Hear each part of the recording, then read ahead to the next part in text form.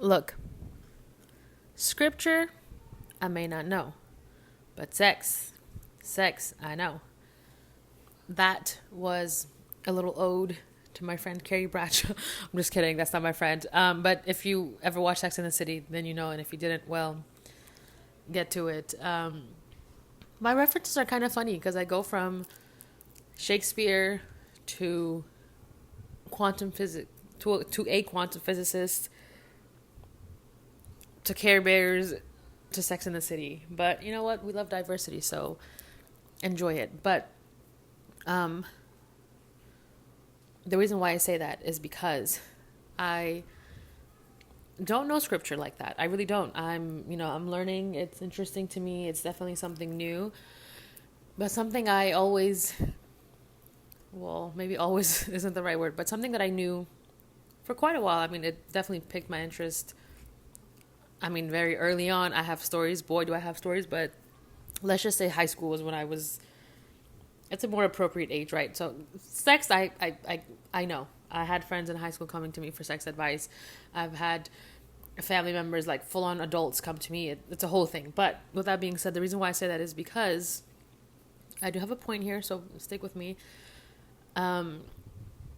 Your perception is a projection of your inner thoughts and beliefs, right? And a lot of people, it's said that we humans, for some reason, love to suffer. We love to suffer, and we perceive everything as, well, for the most part, we perceive everything as something that's negative and against us, right? And if you know anything about confirmation bias, that's a whole other story. But everything that you see doesn't have to be this terrible, horrible thing that's gonna end your life and be so bad that you can't recover from it. All of that, first of all, stems from one, your perception, and two, just your thoughts, right? Like, for instance, let's just say, and I may have mentioned this before, but you're driving and you get stuck in traffic, so now you're upset. Maybe someone cuts you off or honks at you because you're driving too slow or you drove too fast or something, right? So now you're upset and now you're thinking these thoughts. And then, well, not only do you think these thoughts, but first you think that guy hates you because he honked at you. But it doesn't have to be that, right? You could immediately be like, oh no, he loves me, so he's honking at me. He's, trying to give me a wave.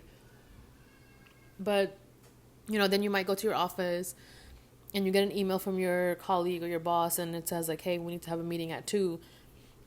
And because of how your morning turned out, your initial instinct is to do what?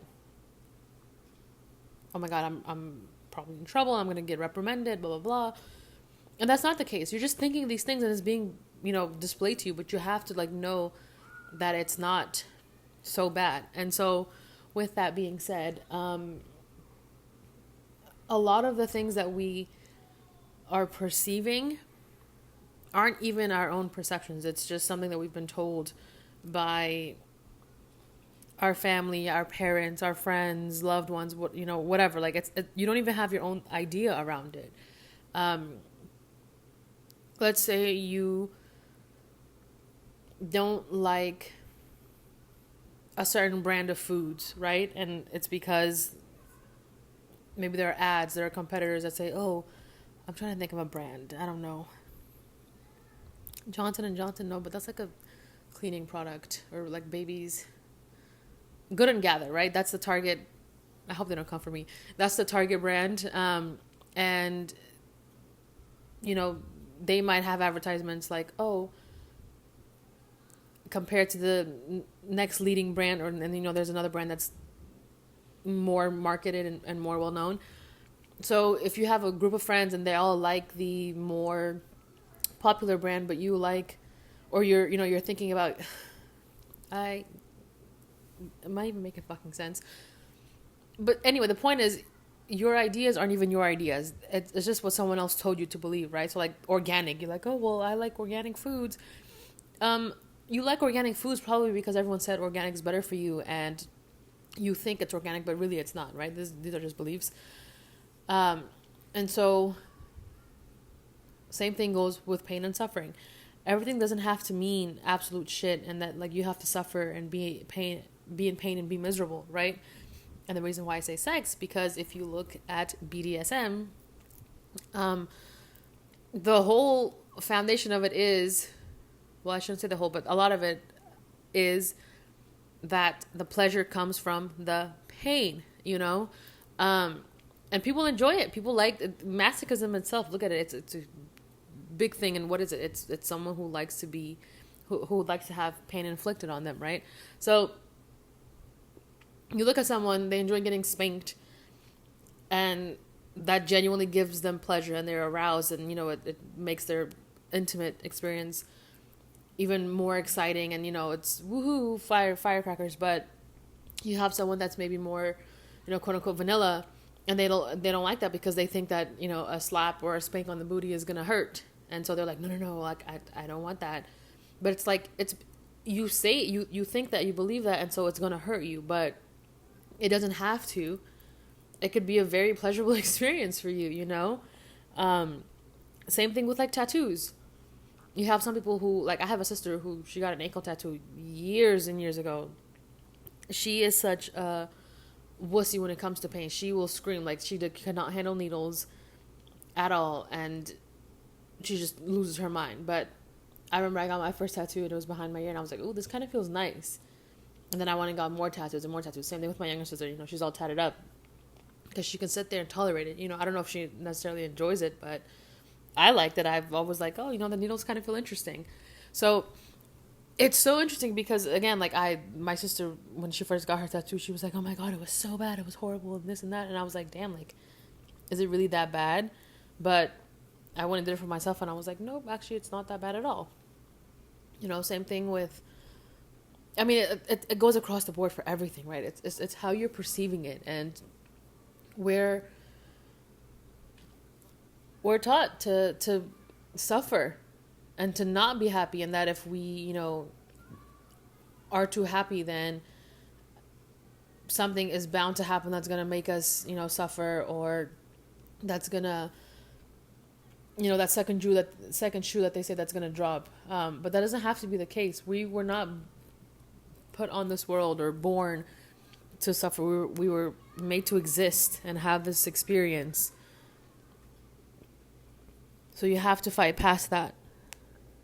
And actually now I am going to quote scripture, and one of the quotes that has stuck with me is, in the beginning was the Word, and the Word was with God, and the Word was God. I didn't understand it before, if at all. But as of late, it's been making a lot more sense. And it goes back to the fact that we were born in holiness, divinity, born, created, whatever you want to use, right? I am that I am God. We're these extraordinary creatures that we might not even know, because a lot of people don't know that, right? Like I said, it's so much conditioning and programming, but we're these extraordinary creatures here to have this experience. And what do we make of it?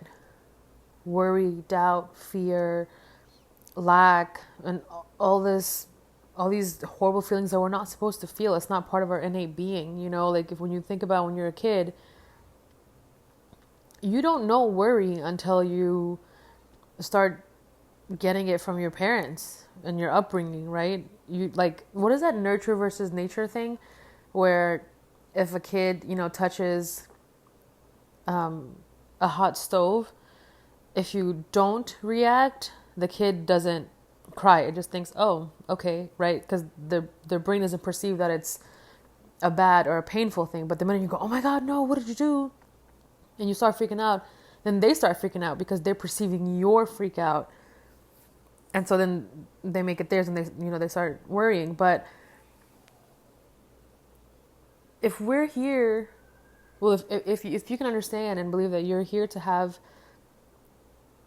an amazing experience and not just concern and worry, life does become easier. And I know that's easier said than done, but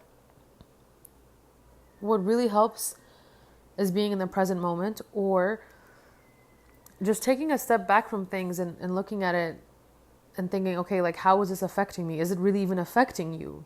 Because it's all happening out there, right? You're within. For example, if you're, worried about money and you're like, oh my God, I need to pay my bills, but I don't have money. Take a moment to just stop. Go within. Because you're probably worrying about a bill that's not due for like another week, but you're like, oh my God, how am I going to pay? I have only one more week, blah, blah. You don't know what can happen in that week. So much can happen. So much can flip that, it will get taken care of. Your job is not to worry about the future. It was never to worry about the future. Your job is to be in this moment right here, right now, and enjoy it. A few months back, I had said that I was going to, I was just manifesting random things for fun with my friend, and I was like, you know what, I'm gonna get a free manicure, and my manicures usually come out to like $150 or something. I do like manicure, pedicure, and then I tip her. So the total was $250 that day. And so that week before my appointment, which I think was on a Saturday, I had told myself, yeah, I'm just gonna get a free manicure, Went about my day, didn't care. I honestly forgot completely about it. I forgot that I had even said that to myself. And Saturday comes, I get my nails done, everything I finish. I give her $250, go about my day. And again, at this point, I had completely forgotten about what I had even said. The next day, Sunday, a friend of mine messaged me and was like, oh, hey, I want to send you some money. I want to support your business and whatever. And I was like, oh, that's very nice of you. And he sent me $250. And again, in that moment, it didn't occur to me yet that's what it was. But a few minutes later, I was like, oh my God, that's because it was the exact amount of my manicure and pedicure too. And I was like, oh, look, I got my free manicure because I said I was going to get it paid for. And that's how it happened, right? In that moment, it didn't happen, but I didn't freak out. I was like, oh, it's fine. I'm going to pay for my manicure. And then the next day, I got that exact money back. So you don't know. You're so trained to believe that you have to freak out, but it's like, what if you remained calm? What if you just, tell yourself the opposite for once?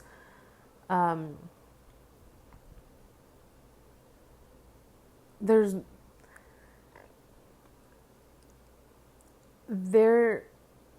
is no harm done in at least trying, because then you can at least say you did it,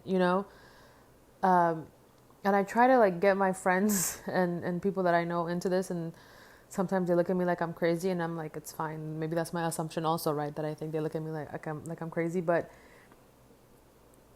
and this was something that I wish I would have known, because I was them. I was the person who looked at people like, oh yeah, you're crazy, you're a scammer. I watch, I know the other shoe's gonna drop. I know there's gonna be some gimmick. There's gonna be some catch, right? I used to always think these things, and then eventually I found my way. So now sometimes I feel like that's how people look at me, but without even buying or falling into anything, just try it out. Just think in your favor. That's really what it comes down to. Whatever you see, whatever you feel it in your favor. Even if you see a bill, be like, oh, it's fine. I'm not saying to disregard it and say it's not real, because I know people there's resistance with that. You can't expect someone to all of a sudden be like, oh yeah, 3D is an illusion, when it feels pretty fucking real, right? And if you're not at that point where you can accept that, that's fine. You don't have to accept that it's an illusion. You can just say that whatever is happening for you. So even if it seems bad to what everyone else is perceiving it as, it doesn't have to seem bad to you, right? You can say, no, this I know is working in my favor. Just that blind faith, as they call it. I don't necessarily like saying that 3D is an illusion to a lot of people, and people just sometimes just say it, but you can tell they don't believe it, right? And I don't expect people to believe that, because a lot of people aren't on that level of their journey. A lot of people they're just getting into it. They're manifesting. They're trying to maybe test it out, see if it works, and see if they have powers, if you will. And it's like Group of Spirit said, if you have someone who's viewing life from orange tinted glasses, they're going to see everything orange. Like, they're not going to see snow as white. It's going to be orange because they're looking at the snow through these glasses. But if you take the glasses off, then you can see it. Except not a lot of people can take those glasses off, right? It feels pretty permanent. And so with our brains, we are capable of so much, but what is the science that we only use like 10% of our brains? And so if you have a limited perception of it, you're not going to be able to understand it, right? There's so much information being thrown out, but people don't understand it.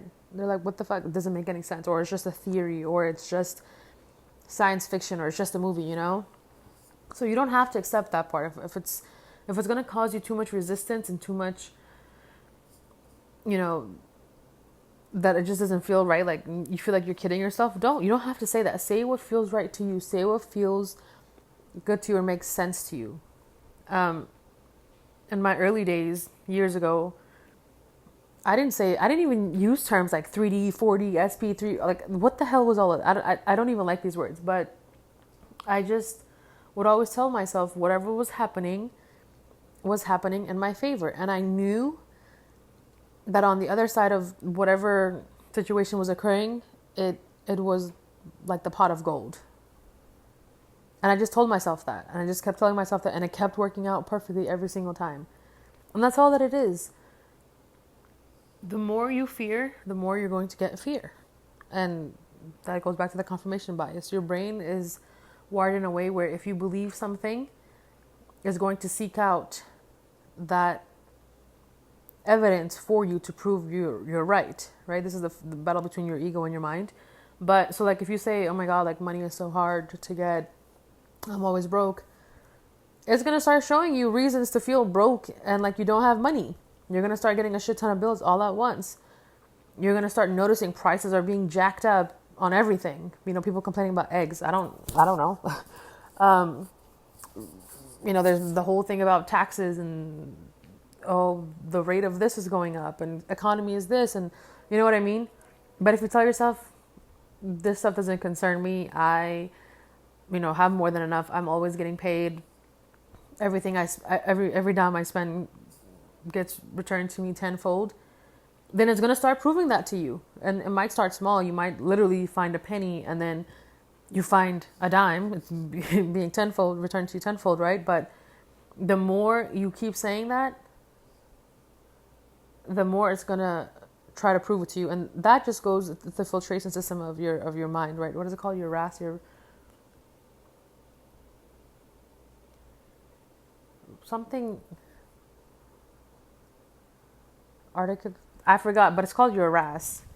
And basically it's everything you're perceiving, it filters out things to align with what you're already believing. So in the money example, if you believe that you're broke, life's hard, money doesn't come easily, then you're going to see things, you're going to watch movies, and they're going to start talking about how life was so hard and they don't have enough money. And you know, you might meet someone on the street you might notice a lot more homeless people on the street, or someone's going to complain to you about how they're so broke and they don't have any money. But if you tell yourself, no, money comes to me easily, I'm, more than taken care of, and this and that, then you're going to start noticing those things. You might watch a movie that, the person's rich, and you start running into people in real life who are, wealthy, and people who are always talking about business ideas and how to get successful, and you know what I mean? So that's confirmation bias, RAS, whatever you want to call it. Start thinking in your favor. It's only going to benefit you, because, okay, let's say you want to fear and you want to not think in your favor and you want to just complain about how shitty life is. What is that going to do for you? How far is that going to get you? Do you really want to live your life in fear?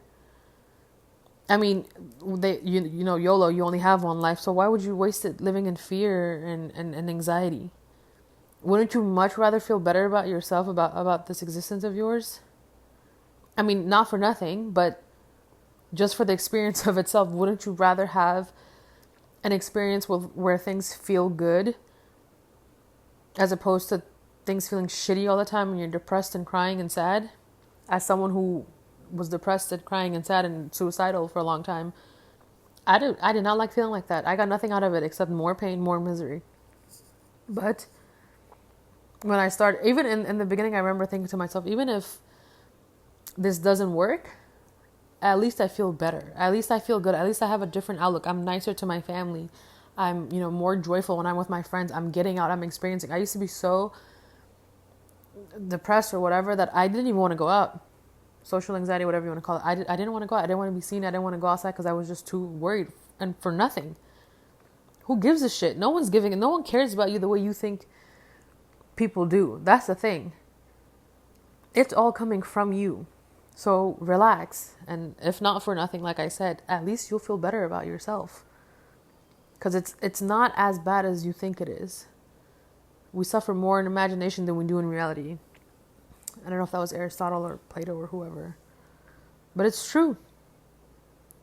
We create these scenes and conversations and problems in our head, and then our body starts reacting and we start shaking, and you get this pit feeling in your stomach, and your heart starts racing, and nothing's happening to you. You're laying in your fucking bed. Now you have anxiety because you started thinking about this shit that is not even happening to you. And probably won't until you keep thinking about it and thinking about it. And the next thing you know, it's going to happen because you really believe it's going to happen. So why not really believe that something great is going to happen? Get excited. Get the butterflies for when you're about to have a huge check deposited into your account, or you're getting a job offer, whatever it is, Anyway, that's enough of my rambling for the night. Hopefully it made sense. It's so weird. I get my inspiration hits at the most random hours. Like today I was at the park during work and I just was like, oh my God, I have this brilliant idea. And I was like, okay, well I have to go home and record. I couldn't just, pull out at the middle of the park. I mean, I could. It probably would have been a little noisy, but you know what? It is what it is. And I literally recorded this whole thing in my head at the office, and then I come home and I partially forgot. And so now I'm like, did it even make sense? I don't know, but I'm going to assume that it made sense anyway, because you are all literally a projection of my perception. So you can only think what I tell you to think. None of you have free will. None of you. So anyway, see you on the next one.